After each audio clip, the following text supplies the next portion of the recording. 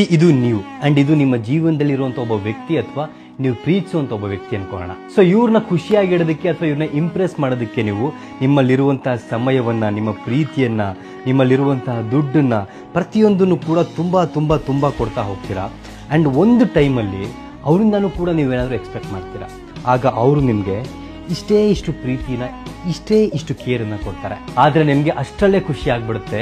ನೀವು ಮತ್ತೆ ನಿಮ್ಮಲ್ಲಿರುವಂತಹ ಸಮಯವನ್ನ, ನಿಮ್ಮ ಪ್ರೀತಿಯನ್ನ, ನಿಮ್ಮ ಎಮೋಷನನ್ನು, ನಿಮ್ಮಲ್ಲಿರುವಂಥ ಎಲ್ಲ ದುಡ್ಡನ್ನು ಆ್ಯಂಡ್ ಎಲ್ಲಕ್ಕೂ ಹೆಚ್ಚಾಗಿ ನಿಮ್ಮ ಎಲ್ಲ ಪಾಸಿಟಿವಿಟಿನ ಎಲ್ಲವನ್ನು ಕೂಡ ಅವ್ರಿಗೆ ಕೊಡ್ತಾ ಹೋಗ್ತೀರಾ.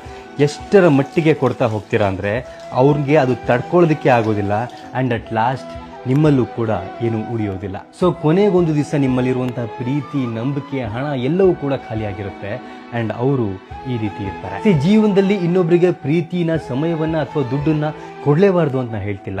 ಯಾರಿಗೆ ಎಷ್ಟು ಇಸ್ಕೊಳ್ಳುವಷ್ಟು ಕೆಪಾಸಿಟಿ ಇದೆಯೋ ಅಷ್ಟನ್ನು ಮಾತ್ರ ಕೊಡಿ. ಯಾಕಂದ್ರೆ ನೀವು ನಿಮ್ಮೆಲ್ಲ ಪ್ರೀತಿಯನ್ನ, ಎಮೋಷನ್ನ, ಟೈಮನ್ನ ಒಬ್ಬ ವ್ಯಕ್ತಿ ಮೇಲೆ ಹಾಳು ಮಾಡಿದ್ಮೇಲೆ ಇನ್ನೊಂದು ದಿವಸ ಅವರಿಗಿಂತ ಇನ್ನೊಬ್ಬ ಒಳ್ಳೆ ವ್ಯಕ್ತಿ ಸಿಕ್ಕಾಗ ಅವರಿಗೆ ಕೊಡೋದಕ್ಕೆ ನಿಮ್ಮ ಹತ್ರ ಏನು ಉಳಿದಿರೋದಿಲ್ಲ. ಐ ಥಿಂಕ್ ನನ್ನ ಮಾತಿನ ಅರ್ಥ ನಿಮಗೆ ಗೊತ್ತಾಯ್ತು ಅನ್ಸುತ್ತೆ.